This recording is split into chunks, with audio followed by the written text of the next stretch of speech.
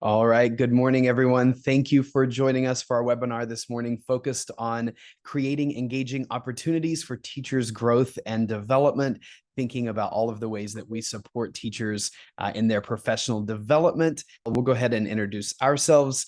My name is Colin Thompson, and I'm a design principal with Education Elements based out of New York, New York. And I join Jerusalem this morning with you in our webinar. Jerusalem, would you like to introduce yourself? Yeah, hi everyone. My name is Jerusalem. I am from Los Angeles, California, but I'm currently joining you all from Hawaii, working with some clients here.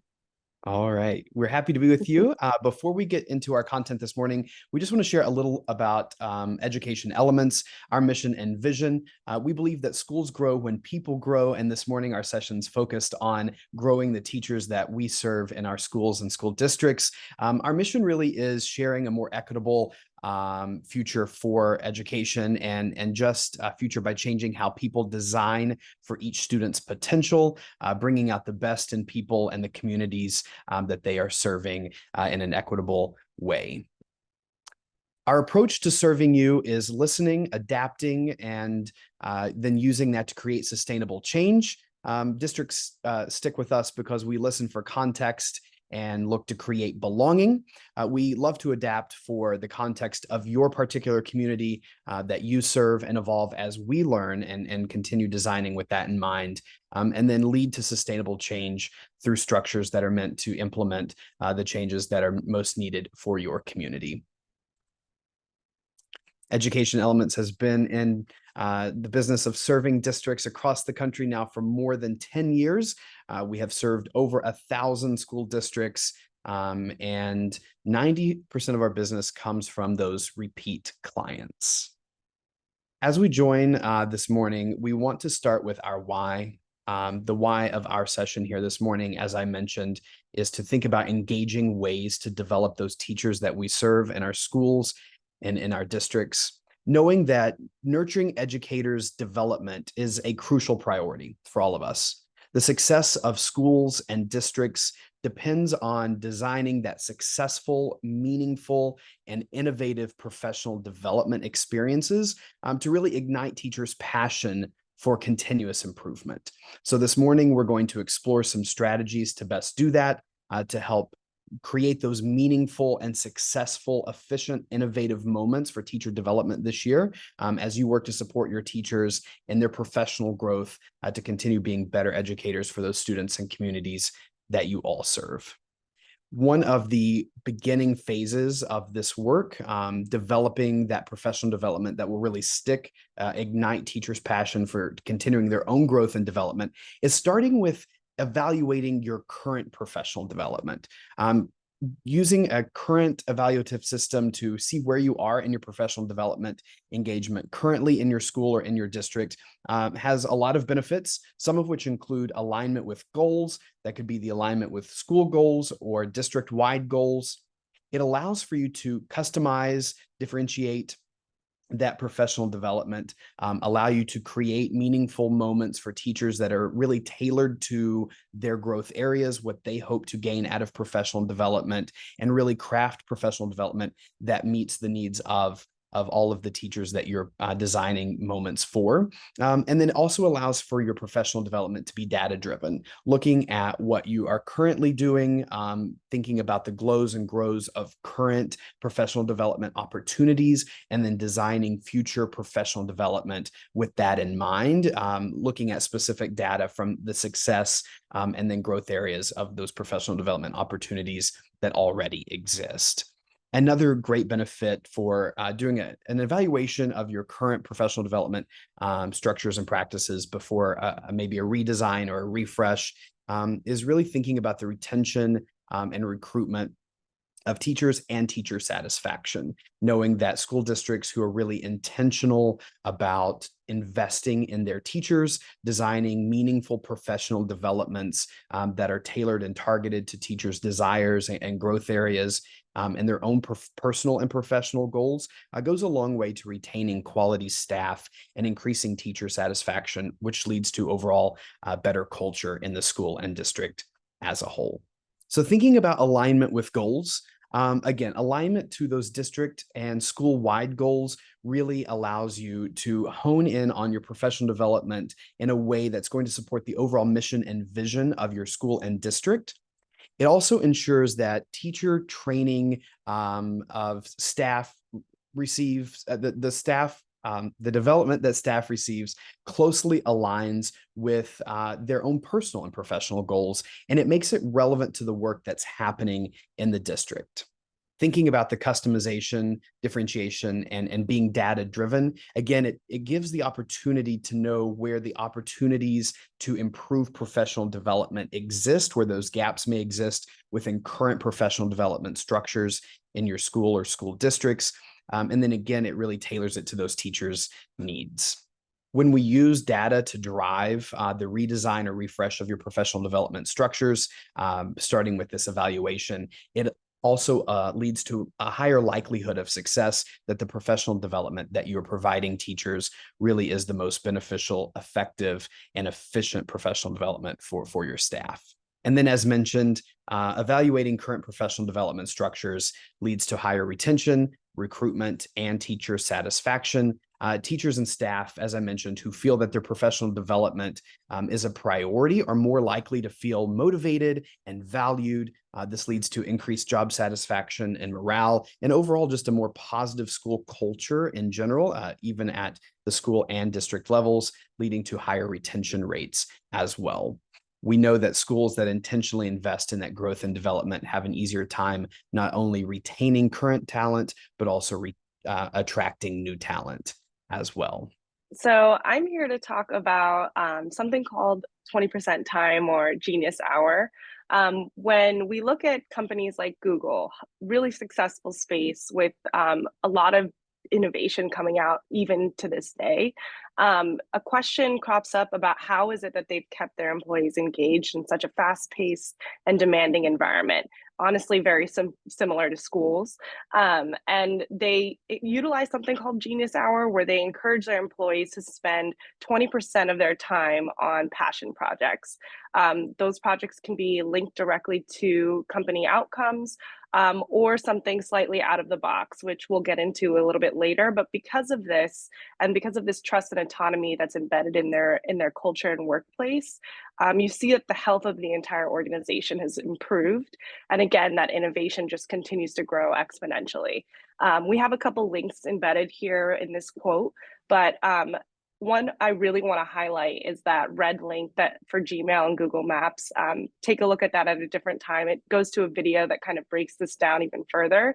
But because of this 20% time, it led to employees having more capacity with the 80% of their workload that's required for their day-to-day operations. But then new advances came out for Google as a whole, from AdSense to Google News, and even Gmail and Google Maps were created because of this initiative. So some food for thought there. So when we break it down into the larger map here, with Google's approach, they have 5 different components. Really, when you're using this 20% time, you want to identify what it is that you want to devote this time to. Understand that you'll win even if you lose, even with the learning humps that come along the way, that learning is still happening and it's improving this culture of curiosity overall. Being flexible and committed, knowing that 20% time may look different from one week to another, making these opportunities fun, not only for the learner, but also for the staff as a whole. And thinking in decades, you may not see the change overnight. It's going to have a ripple effect over time. And that can be easily applied to a school's context as well. And we'll get into these 5 components in more detail in the next slides. So when we think about it in a school's context, in order for 20% time to be successful, you have to have that designated innovation time that's protected. And making sure that time isn't encroached upon by other tasks or other meetings. Create that supportive environment where teachers feel really empowered to take ownership and feel invested in these projects that they're doing. And again, I think another big piece here is that from an administrative perspective, you want to emphasize that this is a time for experimentation and really, again, getting out of the box. Choice and autonomy. So again, really think about how you can push teachers and staff to choose goals that not only align with their passions, but also have a trajectory for their professional growth and goals that they may have years down the line. When you give these teachers and staff members autonomy and ownership, it's going to encourage them to be more enthusiastic, not only in the passion project, but also their day-to-day work. So some ideas could be a teaching method they want to explore, different curriculum styles they may want to delve into, or a research topic that they want to bring to life. And again, getting out of the box, some of these passion projects might not seem immediately applicable to a teaching context, but have benefits. So I'll give you a personal example. I did a yoga teacher training when I was a classroom teacher at the middle school level. And because of that, because I was able to dedicate 20% of that time, I was able to integrate meditation and mindfulness tactics each day in my lessons, which led directly to better student outcomes, a lot more focus when it came to standardized assessments, and just better scores across the board and mental well-being. All right. Guided goal setting. So we want to make sure that whatever passion project that we're working on, we have a goal in mind and that it's measurable. One framework that a lot of schools are familiar with and seems to really work is SMART goals. So making sure that they're specific, measurable, achievable, relevant, and time bound. By having these goals set in place and even shared amongst staff, there's a space for accountability and also opportunities for continuous self-assessment and reflection to see where are we with progress on achieving this goal and how is it impacting our greater ecosystem. Support and resources are also going to be a crucial component here. So on top of having time to delve into these projects, think about ways that you can support teachers in growing these passions and making sure that they have access to the tools that they need in order for these projects to be successful. That could look like offering professional development outside of the typical schedule in a school day, allowing for different networking opportunities and just time in the field of whatever passion or area that they're exploring.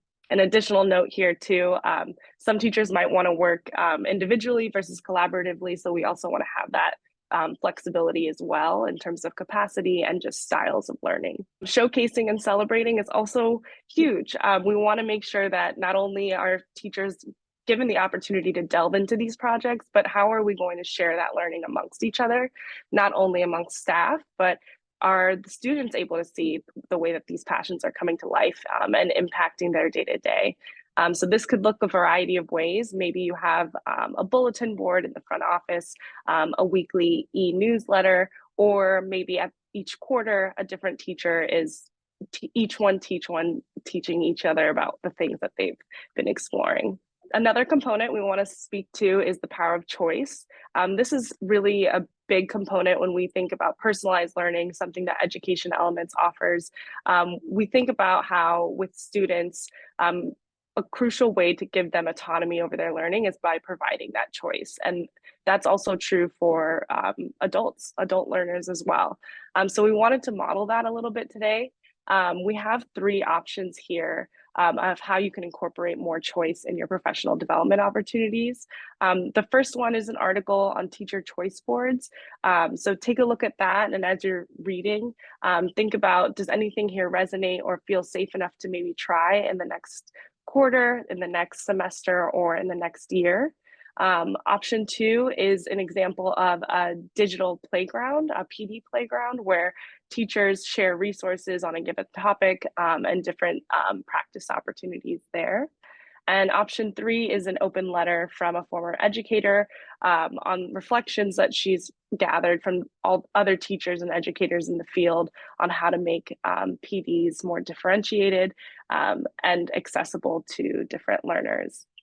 So take a moment here to click through some of those links, choose one or choose all, and let us know what you think. Do any of these feel good? Do these feel like something that you may be able to implement in the near future? And just a note, Jerusalem, I did link all of the options in the chat. So if you'd like to navigate to the chat box there at the bottom of your screen and select one of these options to explore.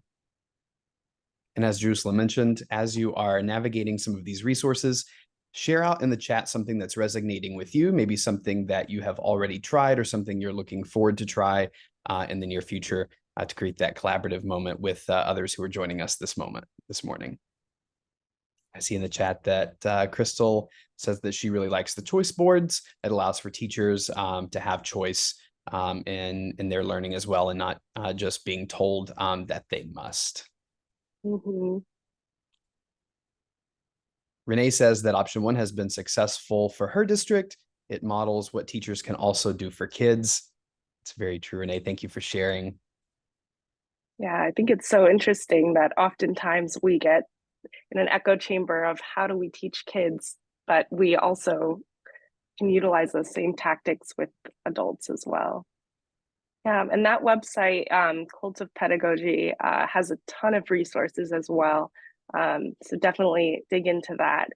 Mindy says Yeah. that video choice board has the learning broken down into digestible pieces for the teachers so that the learning is done over a period of time and not just in one setting.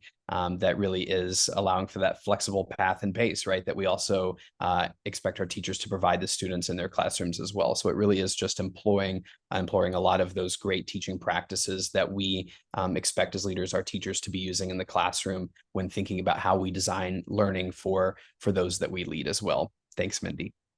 Still thinking about these resources, we would love to hear from you in the chat. We know that you may still be exploring some of those resources. What is something that you are committing to trying moving forward? Maybe something from one of these resources that we have shared, or maybe another resource that you've been thinking about recently as you think about designing professional development for your teams this year. What is something that you are committing to trying in your professional development, design, and execution this year in either your school or your district? We'd love for you to drop that in the chat. All right, as you continue thinking about those commitments, we just want to remind you that by fostering an environment that really values professional development and individual creativity, schools and school districts can ensure that educators continue to find joy, purpose, and fulfillment in their work, knowing that when teachers feel that their professional development is a priority for school districts, that increases the overall joy and purpose and fulfillment they have and bring to work every day and show up with, that leads to greater satisfaction and an overall positive culture within the school and school district. Well, Jerusalem and I certainly hope that the resources we provided you this morning lead to some ideas, spark some creative juices flowing as you think about designing that meaningful, engaging professional development for your teams and teachers this year at school and district wide. Before we head out this morning, we wanted to share a couple of more resources. I'll drop the link to this in the chat, but you can also subscribe by scanning the QR code here on the screen as well. This is a link that will take you to our blog. Education Element sends out weekly tips and resources for educators and education leaders on a variety of topics. And we continue doing that throughout the school year. You'll also get notifications there about future webinars that we may have coming up. So if you want to take a moment, either follow that link there in the chat or scan the QR code to subscribe for our weekly blog.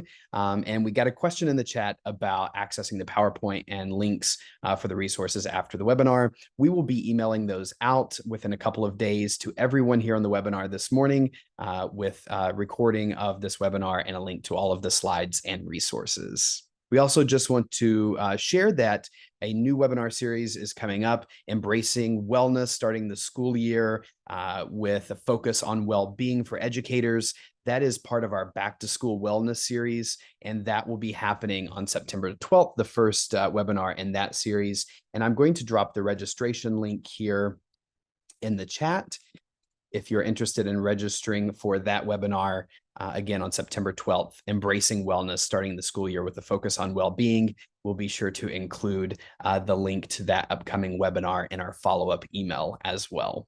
I just want to take a moment to thank you all for joining us. I know that you all have incredibly busy schedules, and thank you for taking time out to join us this morning to deepen your understanding of professional development and creating those engaging professional development opportunities for the teams that you lead. Jerusalem and I have loved being with you this morning. Thank you all so much. Have a great rest of your day.